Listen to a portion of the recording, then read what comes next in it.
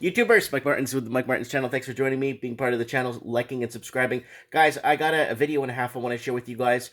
It's gotten so bad. So let's go back to 2012 for people that are just jumping on the channel or figuring out what's going on. Plus, you're going to want to pay attention to this because this is going to happen to America. America is the last country on the chopping block to become part of this liberal international cesspool to join New Zealand, Australia, the United Kingdom, and Canada. United States is the newest comer to it, and it's going to be very interesting to see what's going to happen with California. Anyways, okay, so what is happening? Well, it started after the 2010 Olympics in Vancouver.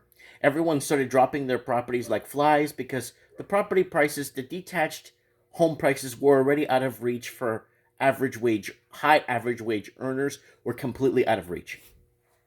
Completely out of reach. They couldn't get into the markets.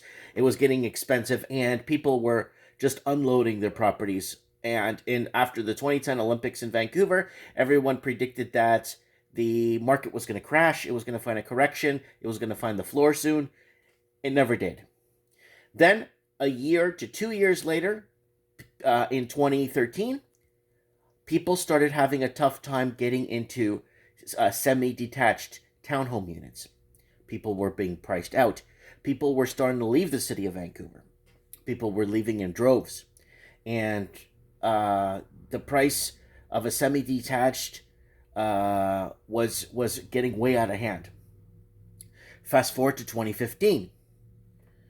People looking into the condo, never mind detached, semi-detached townhomes, condos. Condos started to fire up real fast. The price of a one-bedroom sparked up close to $700,000 in Vancouver. And this is 2016. Prices are out of control. People are leaving the major cities, and there's nowhere, the major city of Vancouver, and moving way out. 2017 hits. Vancouver puts a foreign buyer's tax because there's no way that the locals could keep up. So much laundered money, so much, all kinds of shadow flipping, shadow lending, all kinds of Mickey Mousing. So Canada, Australia, New Zealand, and the UK were competing for wealthy investors from China to keep their economy going.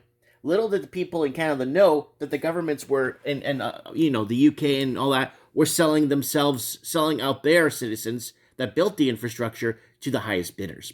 So locals that are working in the areas can't even, like police officers, ambulance drivers, so couldn't afford to buy in their own area. So what happened?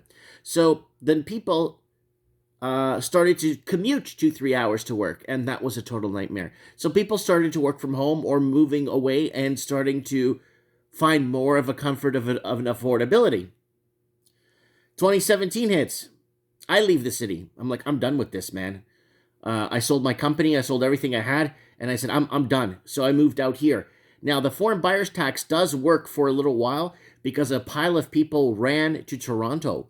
So a pile of people went to Toronto and started driving up the prices there in 2017, and the other half of people went down to Seattle, Washington, to bid up those properties.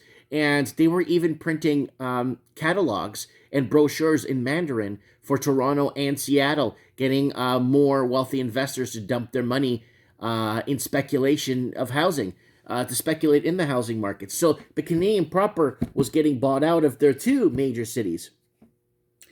Now, America was only just the blue states that were under attack. So we had Washington, Oregon, California, New York, Massachusetts were under attack with housing affordabilities. So people were leaving those cities already. 2017, 2018 hits, 2019 hits. Housing is off the hook. No end in sight. People now, tent cities all over the place.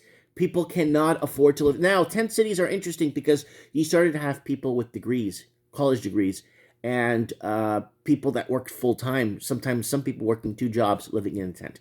So it's gotten so bad that something happened. So we get this sickness that comes out in 2020.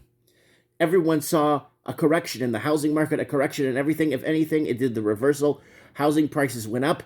They went up to the highest they've ever gone. I never thought that the governments will sell us out that bad, but they did. So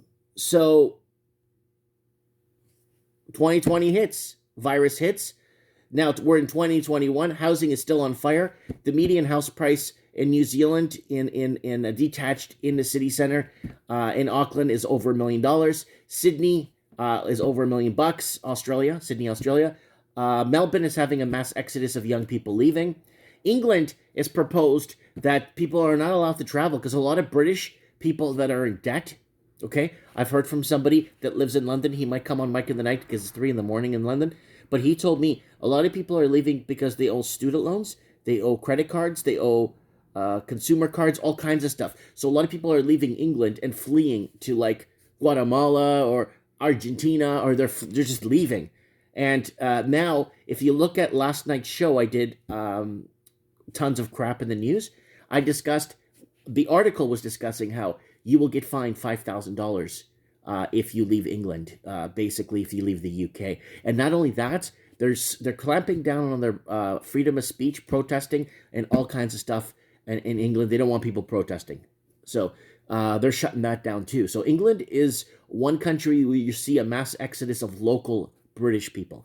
It's going to be slowly taken. It's going to be a playground for the wealthy because Chinese students prefer England of all the countries. They voted with their dollars, and England is first. Canada is second, I think it was. Then Australia is third, and then New Zealand is fourth for studying. So, and America's last because of Trump. Now it might start to swivel or change now that Amerifornia is on its way. So we'll see what happens there.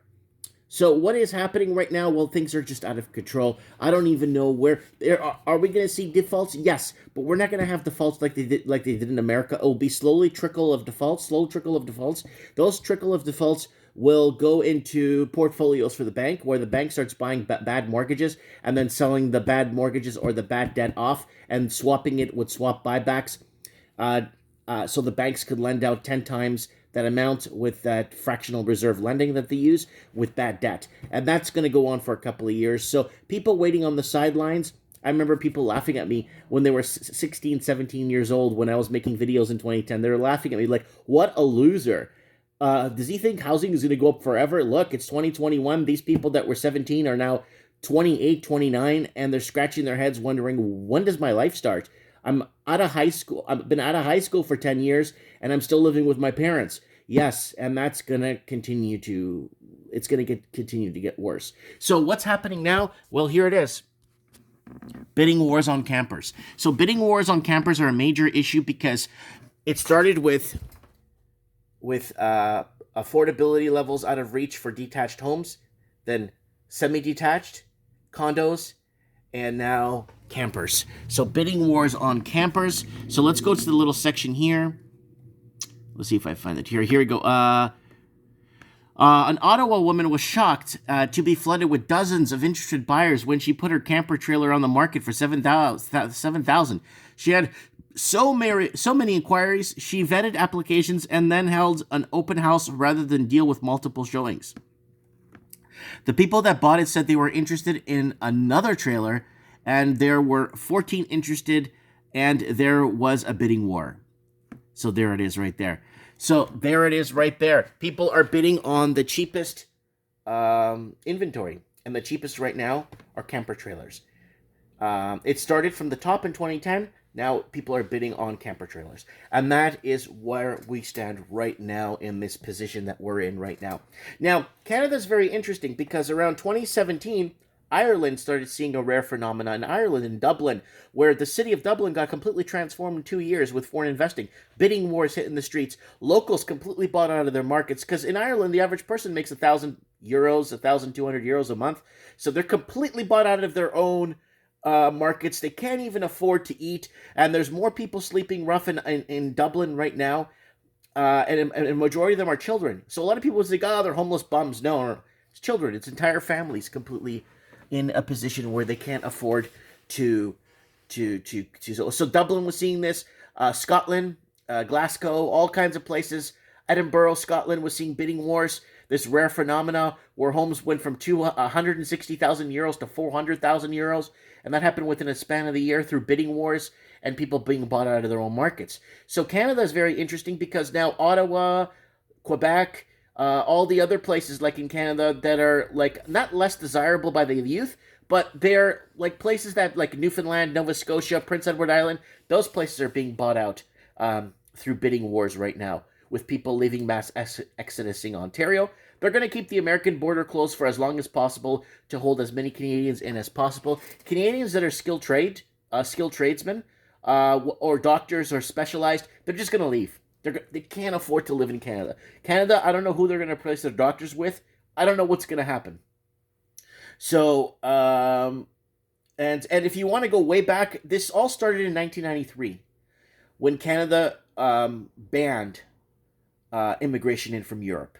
You couldn't come into Canada if you were from Europe without going through a massive amount of loopholes in 1993 forward. Then after, they started deporting Europeans in 2004, 5, 6, 7, and 8, deported tens of thousands of Portuguese families. A lot of them with kids born and raised in Canada and own property here in Canada and companies. Hungarian families, I've been getting articles on that. Polish families, they were deporting Italian families. They were deporting if a couple of 100,000 from Ontario were deported back to Europe. And I guess they were preparing for the new Canadian way or the new Canadian change. I'm not sure, but that's what's happened. So the reason why I'm so against them competing for wealthy investors, they should have made immigration fair across the board back in the 90s to anyone that could afford the plane ticket. Now, like, the situation is completely different. Our hotels are filled with immigrants, and the problem is, back in the day when my dad came, he had to pay back his plane tickets because he wasn't flown here for free, and he wasn't put in a hotel. He had to stay with a cousin until he made enough money to pay back his plane tickets. It took him a year to pay back his plane tickets to come from Portugal, and it was really tough. It was really, really tough, and he worked his buttocks off, and God rest his soul, and passed away 2 years ago now. So it's been very interesting times we've been here in Canada. We're being shown the door, and I'm not sure the specialists they want to keep in the country. They want to keep. I don't know what's going on when it comes to that. Now, if you look at the United States right now, they're putting people up in hotels too. Migrants coming from the south, and I have a friend down in the southern Mexican border. He lives like literally 100 feet away from the southern Mexican border. He has a little ranch there, and he's telling me that there's about 1 to 3,000 people coming in per day through the southern Mexican border, and they're being advised at the Mexican border they cannot stay in Mexico, because if they do, they would be fined, imprisoned, and then sent back to their country. They have to make it to the United States. I think Canada and the United States are going to start splitting and working with migrants coming in to kind of alleviate America's woes. I don't think America is going to want to part with any of them. So Amerifornia is coming. It's real. America was several years behind because of the previous presidency in the United States. Was a little bit different. They were very anti-immigration, just like Canada's anti-immigration to Europeans. For many years, and deporting tens of thousands, hundreds of thousands of European families from 2006, 7, 8, 9, 10, 11, and to 12.